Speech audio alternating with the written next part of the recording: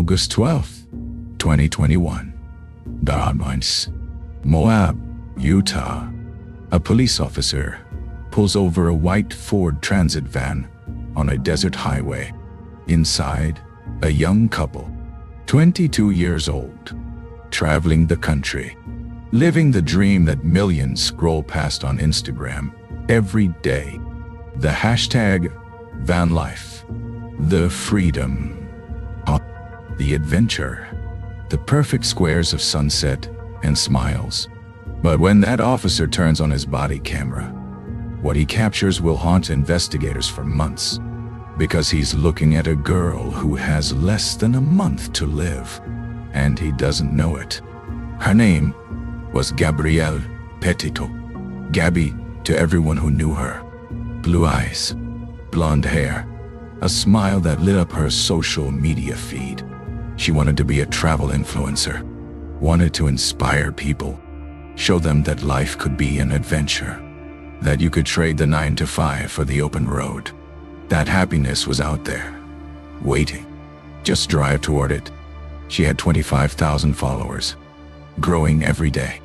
Every post carefully crafted, every caption perfectly optimistic. The life everyone wanted, except it wasn't real. This is the story of Gabby Petito, but it's also the story of something bigger. It's about what we show the world versus what we hide. It's about the signs we miss, the questions we don't ask, the help that comes too late. It's about a generation that shares everything online, but sometimes keeps the most important things secret. And it's about a murder that happened not in some dark alley, but in one of the most beautiful places in America. While thousands drove past, while the Instagram post kept going up, while everyone thought everything was fine. September 11th, 2021. Gabby's mother reports her missing. She hasn't heard from her daughter in 13 days. The last text didn't sound like Gabby. The last post seemed off. Something was wrong. Within days, this case would explode across the internet.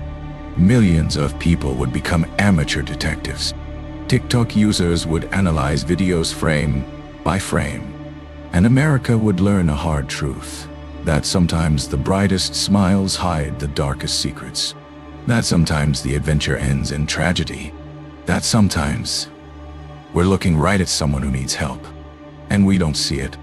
This is not just a true crime story. This is a mirror held up to all of us, to the influencer culture that values perfection over honesty, to the systems that fail domestic violence victims, to the bystanders who see something wrong but don't know how to help. Gabby Petito's story should have ended differently. The warning signs were there. The opportunities to intervene existed, but they were missed. All of them. And the 22-year-old girl paid with her life. Let's talk about how this happened, and how we make sure it never happens again. Gabrielle Venora Petito was born March 19, 1999, in Blue Point, New York, a small town on Long Island. Working class, tight-knit community, the kind of place where everyone knows everyone. Gabby was the oldest of 6 siblings in a blended family. Her parents had divorced and remarried. It complicated things as it does, but by all accounts, she was loved, supported, close to her family, especially her mother, Nicole Schmidt, and her stepfather, Jim Schmidt. They talked every day, sometimes multiple times a day. Gabby was bubbly. That's the word people use, not in a shallow way, in a genuine way. She saw good in people, believed in possibilities. She struggled in traditional school settings, had anxiety, but she found her outlet in creativity, photography, art, dot, and eventually, social media. She wasn't trying to be famous. She was trying to share beauty, to document life, to connect. Her Instagram feed was sunsets and smiles, fun conversions and adventure, the aesthetic of freedom, and people responded. They followed. They liked. They commented, "You're living the dream." I wish I was you. Goals. She met Brian Laundrie when she was a teenager. They were both from the same area. He was quiet where she was outgoing, reserved where she was expressive. Opposites attract, people said. They dated on and off through high school. Broke up, got back together. The usual teenage relationship turbulence. But by 2019, they seemed solid, serious. They moved in together, both living with Brian's parents in Northport, Florida. The Laundries had a nice home, made space for Gabby. She worked at a juice bar. He worked at a grocery store. They saved money, and they planned. The plan was simple. Buy a van, convert it, travel America.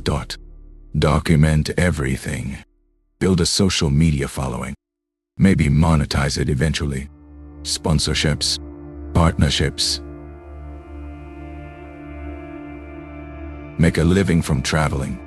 It's the dream sold to millennials and Gen Z. Trade security for experience. The 9 to 5 for the open road. And why not? They were young. No kids. No mortgage. Nothing tying them down. So in June 2021, they bought a white 2012 Ford Transit van. Spent weeks converting it. Bed, storage, solar panels. Made it Instagram worthy. And on July 2nd, 2021, they left Florida. Heading west, toward adventure, toward content, toward the future. The early posts are pure optimism. Gabby in front of national parks, smiling at sunsets, dancing in empty parking lots. Brian taking the photos. The aesthetic is carefully curated. Bohemian, torta, free-spirited, vintage filters, inspirational captions about following dreams and finding yourself. She tags locations, uses trending hashtags. Van life, travel date you, adventure, wanderlust, bite. The engagement is good, growing. Comments full of heart, emojis, and jealous praise. This is what success looks like in 2021. Not a corner office, a van, and freedom, or at least the appearance of it. But there were cracks, early cracks that nobody saw, or if they saw, they didn't say anything, because we're trained not to. Trained to mind our business. Trained to believe that what happens between couples is private, even when it's not, even when someone's in danger. On July 30th, a witness called 911 in Moab, Utah, reported seeing Brian slapping Gabby, hitting her. The witness was concerned, thought he should be arrested. That call would change everything, or it should have. But we'll get to that. Because understanding what happened on August 12th in Moab, that's the key to understanding why Gabby Petito is dead. Before we go there, understand this. Gabby Petito was not a perfect victim. There's no such thing. She had anxiety. She struggled with OCD. She could be emotional, intense. These aren't character flaws. They're human traits. But they're relevant, because in domestic violence situations, abusers exploit these traits. Make victims think they're the problem. Make them apologize for being hurt. Make them protect their abuser. And when police get involved, these traits can make officers sympathize with the wrong person, can make them see the victim as the aggressor, can make them send everyone home when someone should be arrested. That's what happened in Moab, and it's why Gabby never made it home. August 12th, 2021, around 4:30 p.m., Moab, Utah, a tourist town near Arches National Park. Population 5,000. Known for red rocks and outdoor recreation. A Moab City police officer spots a white Ford Transit van, driving erratically, hitting a curb. He pulls it over. This should be a routine traffic stop, a warning, maybe a ticket. Instead, it becomes an hour-long interaction that will be analyzed millions of times, because the body camera footage from this stop is now public. And it's painful to watch, because you can see it. All of the signs, all the red flags, and you know how this story ends. Bryan is driving. He pulls over calmly, hands on the wheel, cooperative. The officer approaches, asks for license and registration. Bryan provides it. Polite, ... respectful. Then the officer notices Gabby in the passenger seat. She's crying. Not just crying, sobbing, hyperventilating. The officer asks if she's okay. She says yes, but she's clearly not. The officer asks Bryan to step out, separates them. Standard procedure. This is good policing so far. When you have a distressed person in a vehicle, you separate them. You talk to them individually. You assess. You investigate. The problem is what happens next.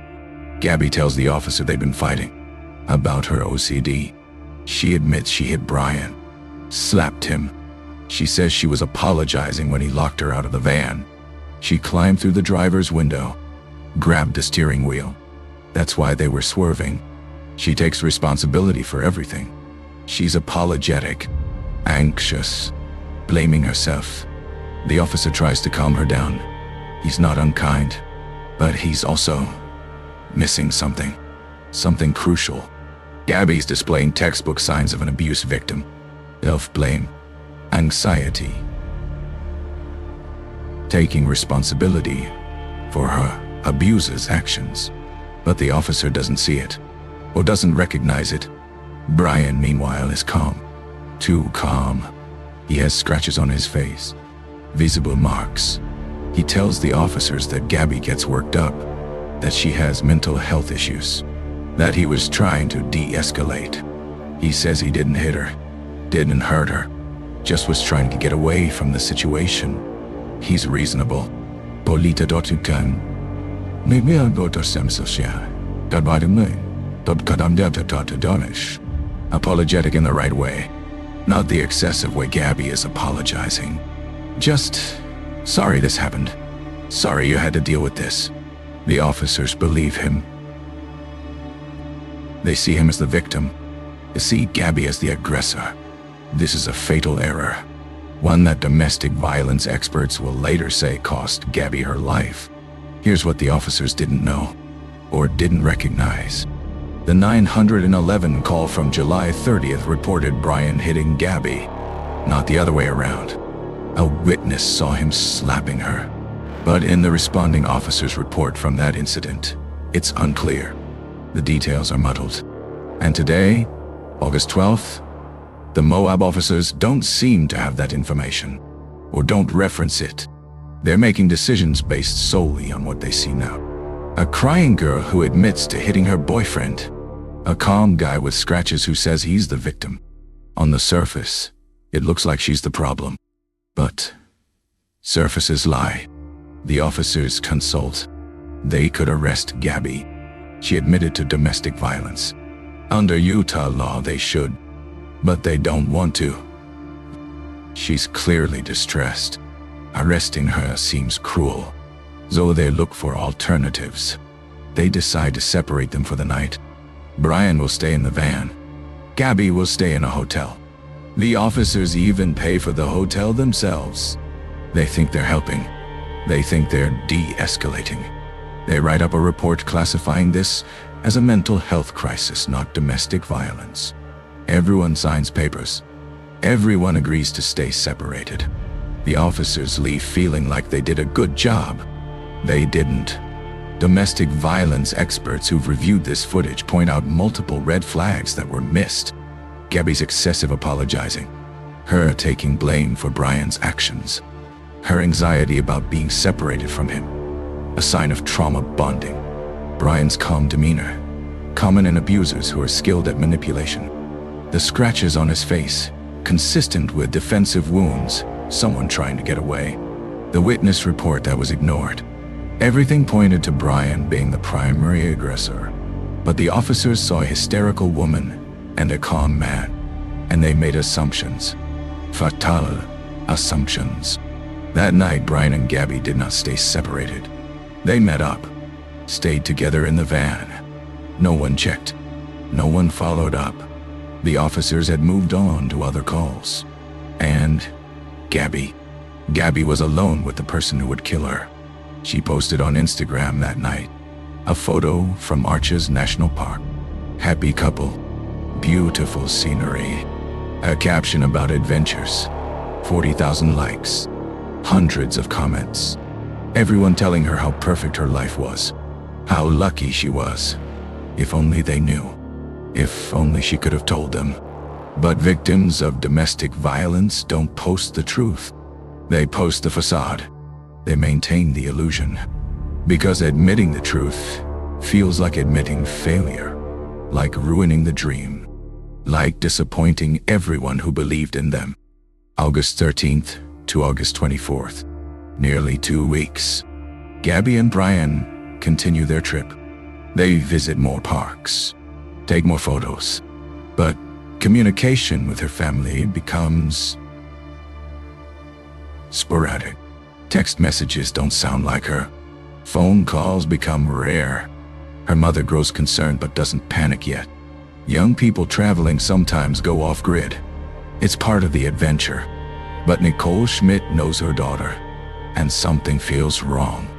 The texts are short, generic. One mentions Stan, her grandfather's name, spelled wrong. Gabby always called him Grandpa, never Stan. Nicole will later say this was a signal, a breadcrumb. Gabby trying to tell them something was wrong.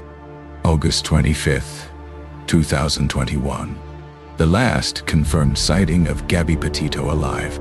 A restaurant in Jackson, Wyoming. Witnesses report seeing her with Bryan. There was tension, an argument. A waitress noticed, thought it was concerning, but didn't intervene. How could she know? How could anyone know this was the last time anyone outside of Bryan would see Gabby alive? After this meal, they drove toward Grand Teton National Park. Cell phone records would later show Gabby's phone was active in that area. And then, silence. Her phone went dark. Her social media stopped. Gabby Petito vanished. August 27th, Tarty Yamtonsia. Gabby's phone sends one final text to her mother. No service in Yosemite.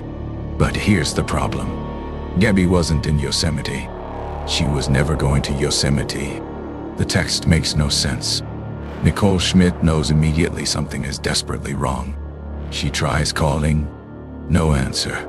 She texts. No response. She reaches out to Bryan's family. Can you contact Bryan? Ask him where Gabby is. The laundries say they haven't heard from him. They can't help. This response will become extremely suspicious in hindsight. But in the moment, Nicole has no choice but to wait and worry. September 1st, 2021. Bryan Laundrie arrives back in Northport, Florida. Alone, in Gabby's van. He pulls into his parents' driveway, goes inside, and says nothing. He doesn't call Gabby's family, doesn't report her missing, doesn't explain where she is. He just comes home without her and acts like nothing happened. Over the next 10 days, neighbors see him mowing the lawn, going for bike rides with his mom, acting normal, completely normal, while Gabby's family is in utter panic, calling, texting, begging for information. And the Laundries, the entire Laundrie family, says nothing. September 11th, 2021. 10 days of silence is enough. Nicole Schmidt files a missing persons report with the Suffolk County Police Department in New York, then contacts Northport Police in Florida, where Bryan lives. This is when things start moving. Police visit the Laundrie home, ask to speak with Bryan. The Laundries refuse to let him talk. They've hired a lawyer. The lawyer releases a statement. On behalf of the Laundrie family, we are declining to comment at this time. That's it. No, we hope she's found safe. No, we're cooperating with police. Just silence. And that silence speaks volumes. The internet explodes. Gabby's case goes viral in a way few missing persons cases ever do. Why? Several reasons. She's young, attractive, white, has a social media presence. This is called missing white woman syndrome. The media's tendency to focus on certain victims while ignoring others. It's real. It's problematic. Thousands of people go missing every year and get no coverage. But Gabby's case has something else. It has content. Hours of video from her YouTube channel, Instagram posts, a digital trail. And it has a mystery. Where is she? What happened? Why won't Bryan talk? TikTok becomes an investigation platform. Users start analyzing Gabby's social media frame by frame, looking for clues, comparing dates, building timelines. One user notices something crucial. On August 27th, a couple was filming their road trip through Grand Teton. In the background of their video, parked on a dirt road, a white Ford Transit van, Gabby's van. Couple comes forward, provides the exact GPS coordinates, gives police a specific area to search. This is unprecedented. Social media users providing concrete evidence in a missing person case. The power of the internet. For good. For once. September 14th out. Bryan Laundrie is named a person of interest. Not a suspect. Just a person of interest. There's a difference legally, but everyone knows what it means. Police want to talk to him. Need to talk to him. He's the last person who saw Gabby. But his lawyer continues blocking all contact. Then, September 17th, a Friday, Bryan's parents call police. Bryan is missing. He told them days ago. They say it was Tuesday, September 14th, that he was going hiking in the Carlton Reserve, a 25,000-acre nature preserve near their home. Alligators, swamps, dense vegetation, canus daiseshe. And he never came back. Now 2 people are missing, and the internet loses its mind. September 19th, 2021. A Sunday, FBI agents discover a body in Grand Teton National Park, right where the TikTok video showed the van. The location matches. The description matches. Everyone knows. Everyone knows before it's confirmed. Gabby's family issues a statement asking for privacy. They know. They've known in their hearts for days. On September 21st, the Teton County coroner confirms the body is Gabrielle Petito. Manner of death, homicide. Cause, strangulation, tunt. She'd been dead for 3 to 4 weeks, which means she died shortly after that last restaurant sighting. Shortly after that final text. She'd been lying in the wilderness all this time, while Bryan drove home, while he mowed the lawn, while he acted normal. She was there, alone, dead, and he knew. The rage is instant. Millions of people who'd been following the case now have their worst fears confirmed. A vibrant 22-year-old girl is dead, murdered, and the person everyone believes killed her is dying, missing, hiding, running, trying to all. The manhunt intensifies. The FBI joins local police, helicopters, drones, K9 units. They search the Carlton Reserve day after day, finding nothing.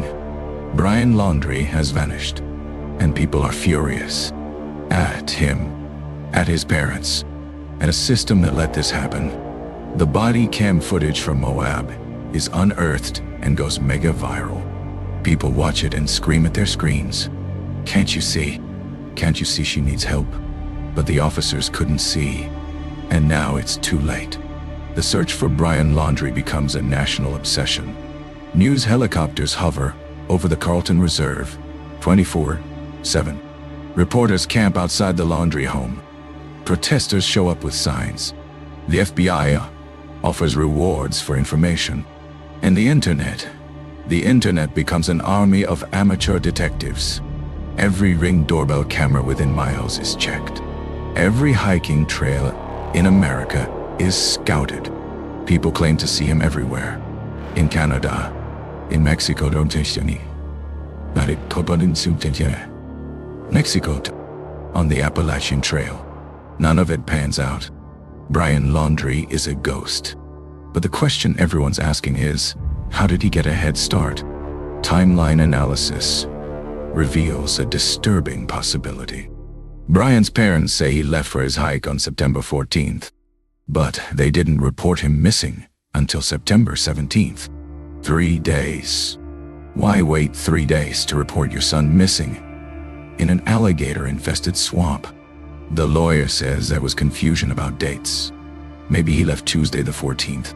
Or was it Monday the 13th? The story changes, and people don't believe them. The theory that gains traction. The Laundrie parents helped Bryan escape, gave him money, a head start, time to disappear before police could arrest him. It's speculation, but it feels plausible. The FBI searches the Laundrie home, takes evidence, Bryan's belongings, his laptop, a hard drive. They need his DNA for comparison. They need evidence that connects him to Gabby's murder. But mostly, they need him. An arrest warrant is issued, not for murder. For using Gabby's debit card after she was dead. He'd withdrawn over $1,000 from her account between August 30th and September 1st, using her card while she was dead in Wyoming, driving her van home, taking her money. The cruelty is staggering. The calculation is chilling. This wasn't a crime of passion. This was cold, calculated, evil. Dog the bounty hunter shows up. Yes, really. The reality TV star bounty hunter arrives in Florida, claiming he'll find Bryan. It would be comical if the situation weren't so tragic, but it speaks to how big this case has become. How desperate people are for resolution. Dog doesn't find him. Neither do the FBI. Neither do the hundreds of officers searching day after day. Bryan Laundrie has vanished into thin air, or into a swamp, or into a grave. Nobody knows. And Gabby's family, they just want answers. They just want him found. They just want justice for their daughter. Meanwhile, details emerge about Bryan's life during those 10 days, September 1st to September 11th. While Gabby's family panicked and he stayed silent, neighbors confirmed seeing him acting normal. Police obtained footage from a surveillance camera.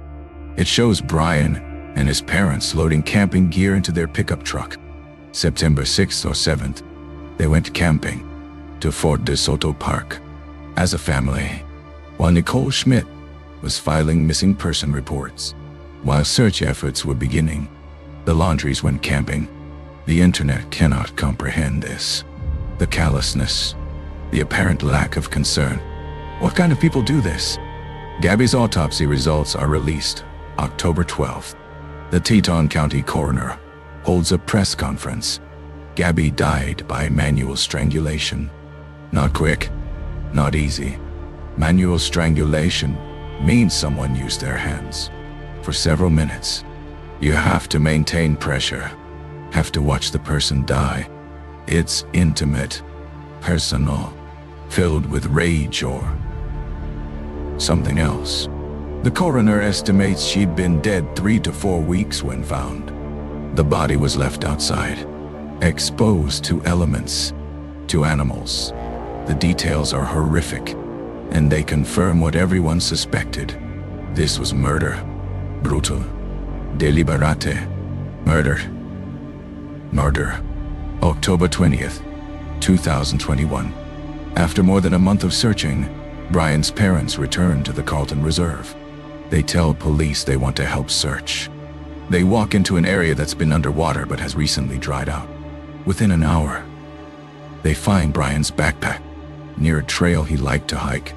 The FBI moves in, searches the area intensely, and there, in the swampy wilderness, they find human remains, partial skeleton. A notebook, a handgun. The FBI needs dental records to confirm identity, but everyone knows it's him. Bryan Laundrie. The manhunt is over, but the answers are just beginning. October 21st, 2021. Dental records confirm what everyone suspected. The remains are Bryan Christopher Laundrie, dead. The medical examiner determines he died from a single gunshot wound to the head. Self-inflicted. Suicide. He'd been dead for weeks, probably since mid-September, around the time his parents said he left for a hike. So, while the entire country searched for him, while resources were poured into finding him, while his family maintained their silence, he was already dead, lying in a swamp, a gun by his side, and a notebook. God, damaged, but readable. And what that notebook contains, it's everything and nothing. The FBI takes months to process the notebook.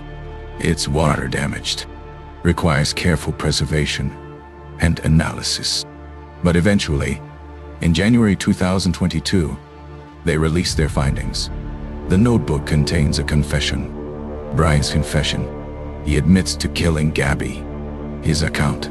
She was injured, suffering. He killed her to end her suffering. A mercy killing, he claims. The FBI doesn't buy it. The forensic evidence doesn't support his story. Gabby wasn't injured in a way that would have caused suffering. She was strangled, murdered. Bryan's confession is self-serving, trying to paint himself as merciful, as someone who had no choice. But the evidence says he did. He chose violence. He chose to end her life. The confession reveals other details. After killing Gabby, Bryan panicked, spent days deciding what to do, eventually drove home to Florida.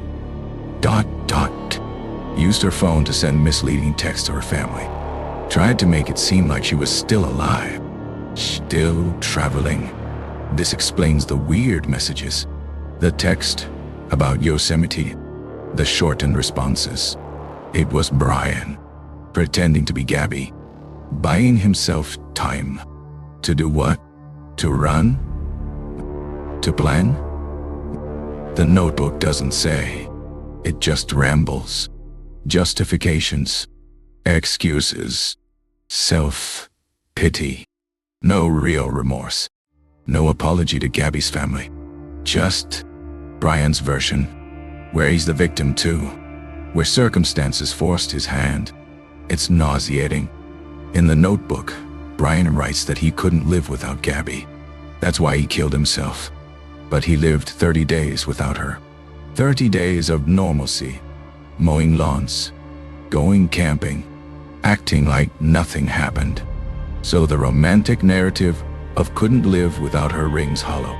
He killed himself when the walls closed in, when arrest was imminent, when facing justice became unavoidable. That's when he couldn't live. Not when Gabby died, when consequences arrived. It's the final act of selfishness in a story full of selfishness. He denied Gabby's family justice, denied them answers, denied them the chance to face him in court. The FBI closes the case in January 2022. No other suspects, no co-conspirators, just Bryan, alone. He killed Gabby, then himself. Case closed. Except, it's not that simple. Questions remain. What happened in those final hours? What exactly triggered the violence? Was it an escalation of ongoing abuse? A fight that went too far? Or was it planned?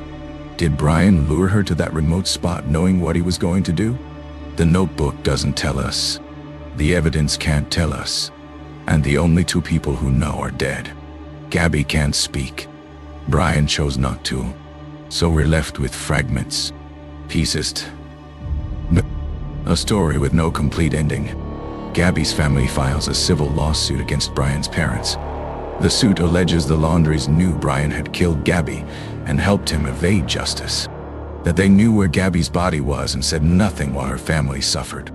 The Laundries deny these claims. Their lawyer says they're grieving too. That they lost a son. That they don't know anything. The lawsuit seeks damages.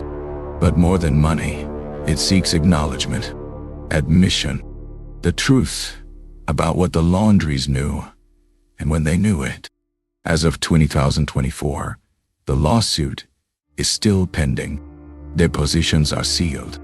The full truth remains hidden. In March 2022, the Laundrie family releases Bryan's entire notebook through their attorney.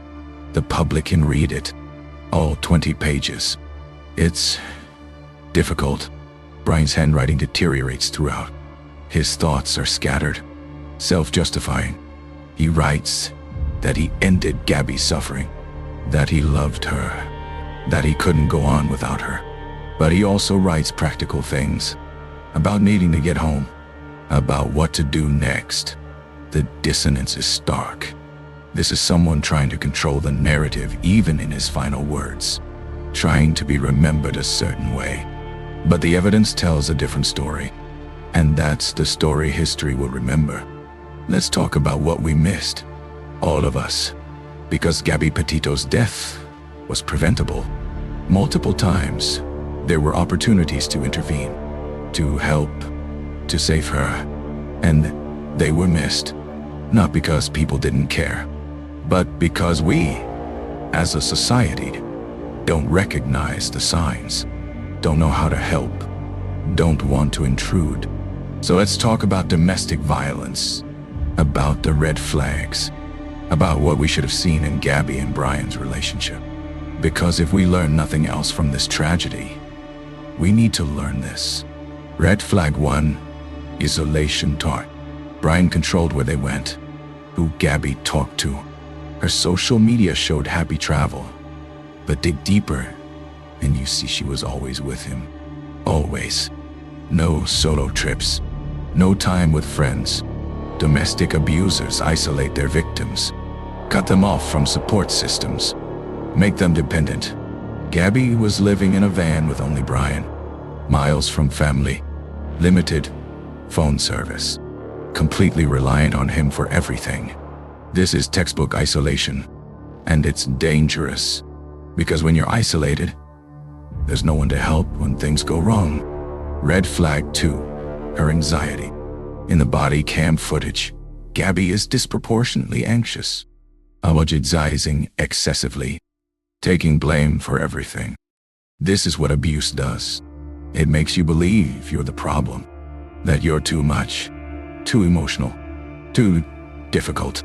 Bryan reinforced this, told police she had mental health issues, made it seem like her problem. But healthy relationships don't make your anxiety worse. They make it better. Abusive relationships do the opposite. They amplify every insecurity until you can't trust your own judgment, until you believe the abuse is your fault. Red flag 3, control over her work. Gabby wanted to be a travel influencer. Bryan told police this put pressure on them, that she was obsessed with social media. But look at the pattern. When victims have ambitions, abusers feel threatened. They sabotage, create stress around the thing their victim loves, make it seem like the problem is the victim's dream, not the abuser's insecurity. The Moab police report mentions tension over her blog, over her work. This wasn't just creative stress. This was control. Bryan controlling Gabby's dreams, limiting her success, keeping her small. Red flag 4, the physical altercation itself. Gabby admitted to hitting Bryan. She had scratches on his face. But context matters. When domestic violence experts review the footage, They noted Gabby described defensive behaviors. She said she was trying to get him to stop locking her out of the van, to stop preventing her from reaching her phone, to stop controlling her movements. Defensive violence looks like aggression, but it's different. It's someone fighting back against being controlled. The officers should have recognized this. They were trained to, but they missed it, and it cost Gabby her life. Red flag 5. The witness account. Someone saw Bryan hitting Gabby and called 911. This wasn't Gabby's word against Bryan's. There was an independent witness, but somehow this got lost in the response. The officers focused on the traffic incident, on Gabby's admission that she hit Bryan, but the 911 call said he was hitting her. Witnesses matter. Third-party observations matter. When someone calls in domestic violence, that call should be taken seriously, investigated thoroughly. That didn't happen, and 2 weeks later, Gabby was dead. Red flag 6. Bryan's behavior after the stop. Calm. Too calm. Abusers are often charming with authority.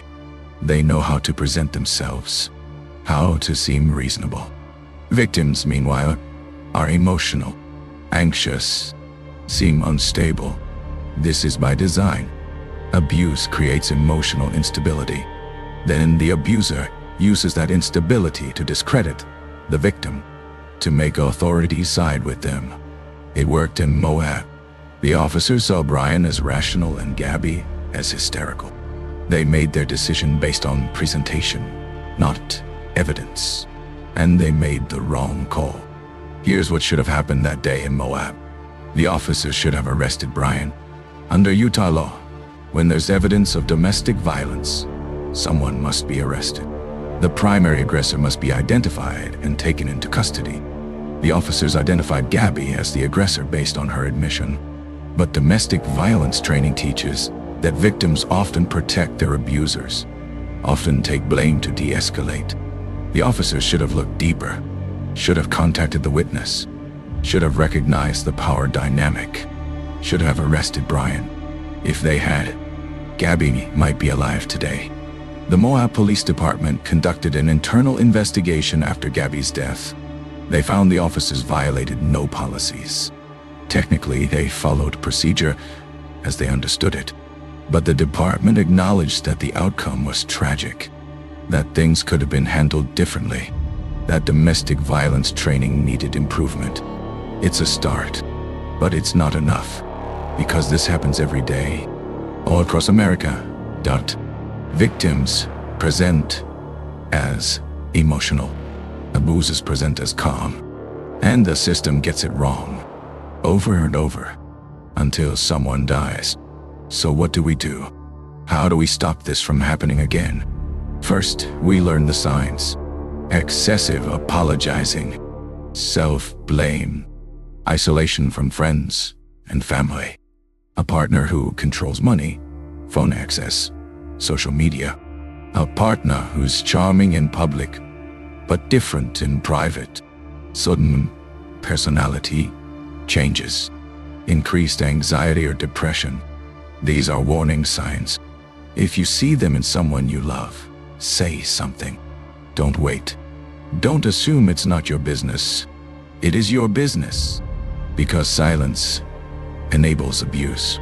Silence kills.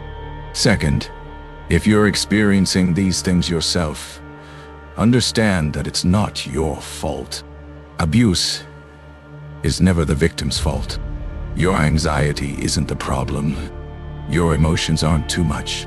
Your dreams aren't the issue. The abuse is the problem. And you deserve help. You deserve safety. There are resources, hotlines, shelters, people trained to help you leave safely, because leaving is the most dangerous time. Abusers escalate when they feel they're losing control. You need support. You need a plan. You need to know you're not alone. Third, to bystanders. If you see something, report it. Don't assume someone else will. Don't worry about overreacting. Call the police. Call a domestic violence hotline. Offer help if it's safe to do so. Document what you see. Video tornado. Photos. Written accounts. This evidence can save lives. The witness in Moab did the right thing. They called 911, but one call wasn't enough. We need systems that take these calls seriously, that follow up, that protect victims even when victims are protecting their abusers. Gabby Petito's case became the first true crime story of the social media age. Not the first to be discussed online, but the first where social media was both the stage and the investigation tool, where influencer culture met tragedy, where millions of people became invested not just in the mystery, but in the person, because they felt like they knew her. They'd seen her videos, read her captions, watched her dream unfold, and then watched it end. This intimacy, this parasocial relationship, it changed how we engage with true crime, for better and worse. The better part, social media helped find Gabby, that TikTok couple who had footage of her van. They came forward because they'd been following the case online. They checked their videos, found the evidence, gave police the location. Without social media, that might not have happened. Without the viral nature of the case, they might not have known to look. Social media created an army of people searching, analyzing, contributing. It's crowdsourced investigation, and it worked. Gabby was found faster because millions of people cared, because the internet refused to let her disappear. The worst part, the obsession, the theories, the harassment. Bryan's parents were targeted, their house vandalized. They received death threats. Protesters camped outside. Now, you might think they deserve it. Maybe they do. But vigilante justice is still vigilantism. It's still people taking the law into their own hands. It's dangerous, and it can target the wrong people. What if Bryan's parents truly didn't know? What if they're victims too? Grieving a son who became a monster. The internet doesn't allow for nuance. It demands villains, and it punishes them without trial. There's also the question of exploitation. How many YouTubers made videos about Gabby? How many podcasters discussed her case? How many people monetized her tragedy? I'm doing it right now. We all are. Talking about her, using her story. For content, for views, for money. Where's the line between raising awareness and exploitation? Between education and entertainment? It's blurry, uncomfortable. We tell ourselves we're helping, keeping the case alive, honoring Gabby's memory. But are we? Or are we just consuming tragedy because it's compelling? Because it gets clicks? And what about the other victims? The indigenous women who go missing from the same areas Gabby traveled. The black women whose cases get no media attention. The poor women whose disappearances are barely investigated. They exist, hundreds of them, thousands of them, but they don't go viral. They don't get Netflix documentaries. They don't get millions of people searching for them. This is missing white woman syndrome, and it's real. Gabby's family didn't ask for this disparity. They just wanted their daughter found. But the disparity exists, and we have to acknowledge it. Gabby's case changed influencer culture too. The hashtag vanlife came under scrutiny. People questioned whether these picture-perfect feeds were honest, whether the smiling couples were really happy, whether the freedom was real or performed. Many van lifers spoke up. Some admitted the aesthetic was curated, that the reality was harder than it looked, that relationships strain in close quarters, that the pressure to produce content created stress, the illusion cracked. And maybe that's good. Maybe we needed to stop believing that life could be perfect if we just drove far enough. The Petito family established a foundation in Gabby's name, the Gabby Petito Foundation. Its mission: to help families of missing persons, to provide resources for domestic violence victims, to fund search efforts, to create something positive from tragedy. They've helped locate other missing people, funded searches, provided counseling. It's a legacy, not the one Gabby would have chosen, but a meaningful one. Her story is saving lives now, warning young women, teaching people the signs, creating awareness. It's something. It's not enough, but it's something. What have we learned from Gabby Petito's death? That's the question we should be asking. Not who's to blame. We know who's to blame. Bryan Laundrie. He made the choice. He's responsible. But blame doesn't prevent future tragedies. Learning does. Change does. So changes. What's different now? Are we better equipped to spot domestic violence? To intervene? To save lives? The answer is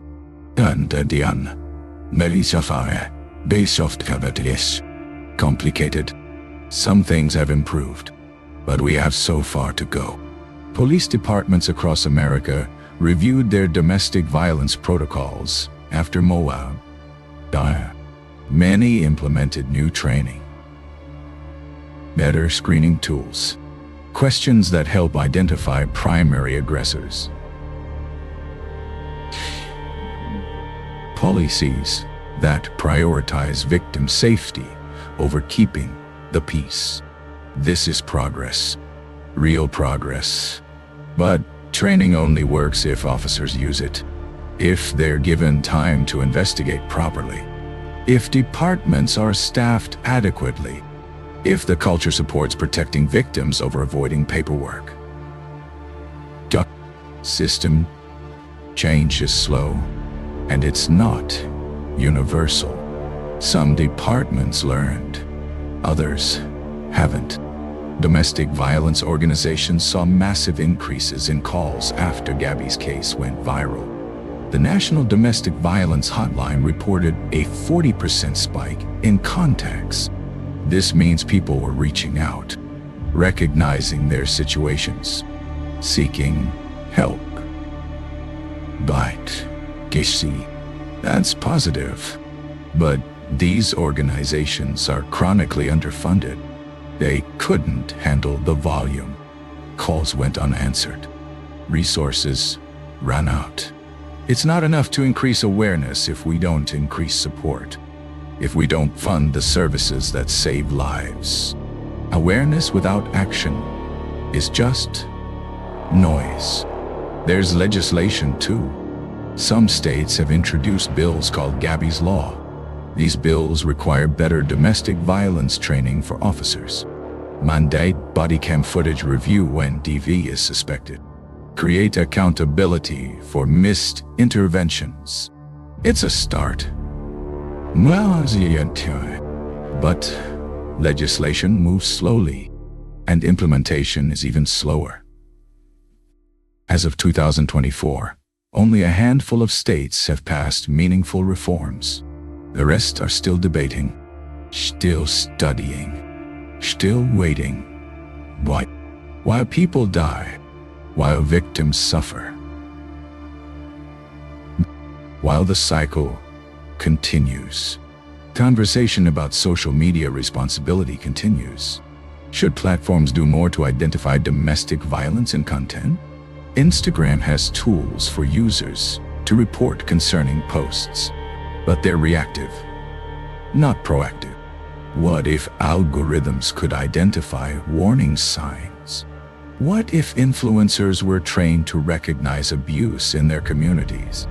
What if there were protocols for when followers noticed something wrong? These are questions without easy answers. Privacy concerns, false positives, surveillance fears. But something needs to change, because Gabby posted her life online, and no one could help her. For young women, Gabby's story is a warning. The perfect relationship doesn't exist. The adventure won't fix what's broken. Love shouldn't hurt. Control isn't protection. Jealousy isn't passion. If someone isolates you, that's abuse. If someone makes you question your sanity, that's abuse. If someone apologizes but doesn't change, that's abuse. If you're afraid of your partner's reaction to normal things, that's abuse. Trust your instincts. They're telling you something. Listen to them. And leave before it's too late. Because Gabby thought she could manage it. Thought it would get better. Thought she could fix it. She couldn't. And it cost her everything. For parents, Gabby's story is a call to action. Talk to your children about healthy relationships, about red flags, about boundaries. Make sure they know they can come to you, that you won't judge, that you'll help them leave if they need to. Nicole Schmidt tried to stay connected to Gabby. They talked regularly, but Gabby didn't tell her mother the truth, didn't say she needed help. Why? Shame, pertonui, kevain, kavidi, embarrassment, taught, not wanting to admit failure, not wanting to worry her family. This is what abuse does. It silences victims. We need to make it easier to speak up, safer to ask for help. For society, Gabby's story is a mirror. We failed her. The police failed her. The systems failed her. We all stood by while the signs were obvious. The body cam footage is public. Anyone can watch it. And when you do, you see it clearly. She needed help. She was telling us in every way she could without saying the words. And we missed it. Or we saw it and did nothing. This can't keep happening. We can't keep losing young women to preventable violence. We have to do better. Be better. Care more. Act faster. Because the next Gabby Petito is out there right now. In danger. Dort diet. Scared. Hoping someone will see. Someone will help. Beauty. Will you? Gabby's legacy shouldn't be just her tragedy. It should be change. Real, measurable change. More victims leaving safely. More abusers held accountable. More officers trained properly. More resources funded adequately. More awareness turning into action. That's how we honor her. Not with hashtags and true crime videos, though those have their place, but with prevention, with intervention. With a society that refuses to accept domestic violence as private business, that treats it as the public health crisis it is, that saves lives. That's the legacy Gabby deserves. On September 26, 2021, hundreds of people gathered in Blue Point, New York, Gabby Petito's hometown. They came to a funeral for a 22-year-old girl who should still be alive, who should be traveling, creating content, living her dream. Instead, they came to say goodbye, to grieve, to rage, to try to make sense of something that makes no sense. How does someone so full of light end up in the darkness? How does a dream become a nightmare? How does love turn to violence? There are no satisfying answers, just the painful truth that it happens every day to people we know, to people we love. Gabby wanted to inspire people, to show them that life could be an adventure, that you could chase your dreams. She succeeded, just not in the way she intended. Her story inspired millions, but not to travel, to recognize abuse, to speak up, to leave, to help. That's her legacy now. Not the sunset photos and van life aesthetic, but the hard truth behind the pretty pictures. That sometimes the smiling faces are hiding pain. That sometimes the perfect couple isn't perfect. That sometimes the adventure ends in tragedy. And we all have a responsibility to look closer, to ask harder questions, to not accept the surface story. I think about the body cam footage often. That moment when Gabby is crying, when she's taking all the blame, when she's protecting Bryan even as she describes him locking her out of the van. Taking her phone, controlling her. She's telling the officers everything they need to know, but she's saying it in a way that makes her seem like the problem. This is what trauma does, what abuse conditioning does. It teaches you to blame yourself, to minimize, to protect your abuser. The officers couldn't see through it, but we can. Now. Key. Niduken. Mesum. Gasero. With hindsight, with awareness, we can see it clearly. And we have to use that knowledge to see it in real time. In the people around us, before it's too late. Bryan Laundrie took the easy way out. He denied Gabby's family closure, denied them justice, denied them the chance to face him. What? To ask why, to hear him be held accountable. His notebook confession is self-serving, cowardly. It paints him as merciful when he was anything but. He strangled Gabby, watched her die, left her body in the wilderness, drove home, used her money, pretended everything was fine. That's not mercy. That's not love. That's evil. Poor evil. And then, when he couldn't escape consequences, he took his own life, leaving everyone else to deal with the aftermath, the grief, the questions, the rage. There's no happy ending here. No justice served. No closure. Just a family without their daughter.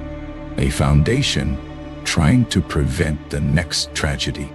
A nation slightly more aware of domestic violence. A conversation that continues.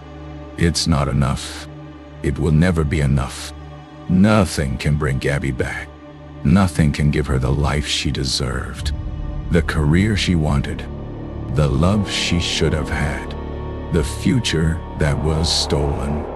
All we can do is remember and learn and change and hope that her death means something, that it saves someone else, that the next time we see the signs, we act, we intervene, we help, right before it's too late. If you're in an abusive relationship, please hear this. It's not your fault. You're not too much. You're not the problem. The abuse is the problem. And you deserve help. You deserve safety. You deserve a life without fear. There are people who can help you leave safely, who understand what you're going through, who won't judge you. The National Domestic Violence Hotline is available 24/7. They have resources, safety plans, support. You don't have to do this alone, and you don't have to stay. I know it feels impossible. I know you think you can fix it, but you can't. Abuse doesn't get better.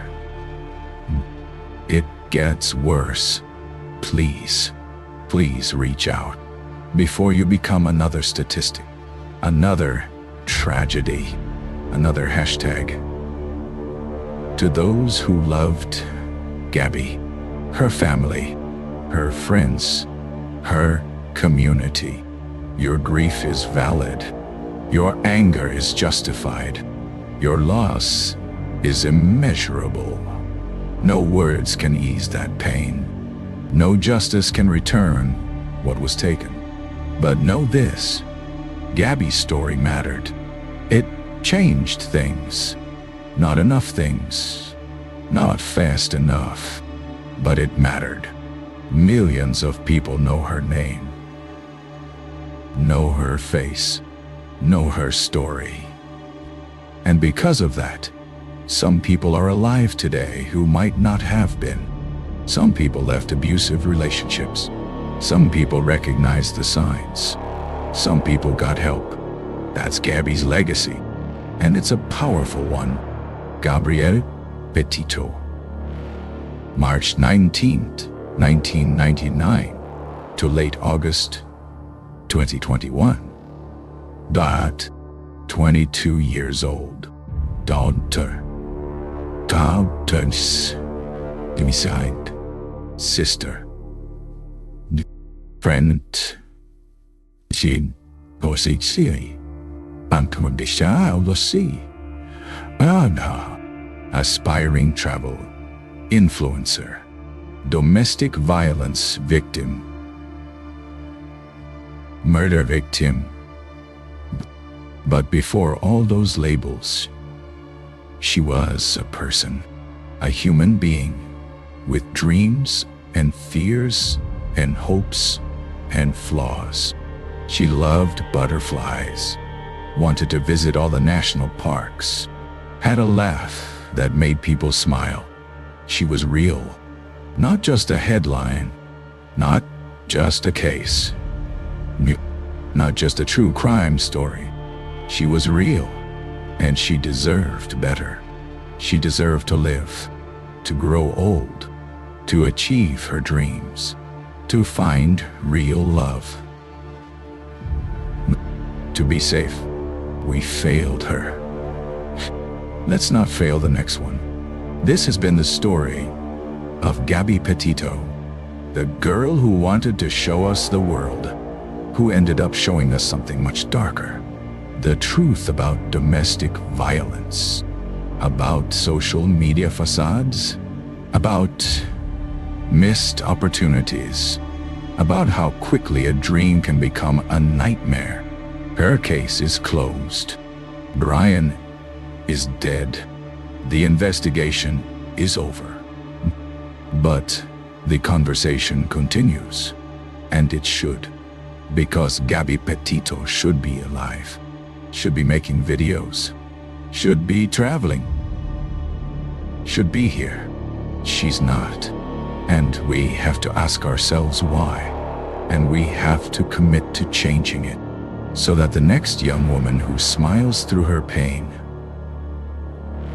someone sees, someone helps, someone saves her. Before it's too late, remember her name. Remember her story. Remember that behind every true crime case is a real person who deserved better, who deserved to live. Remember Gabby Petito.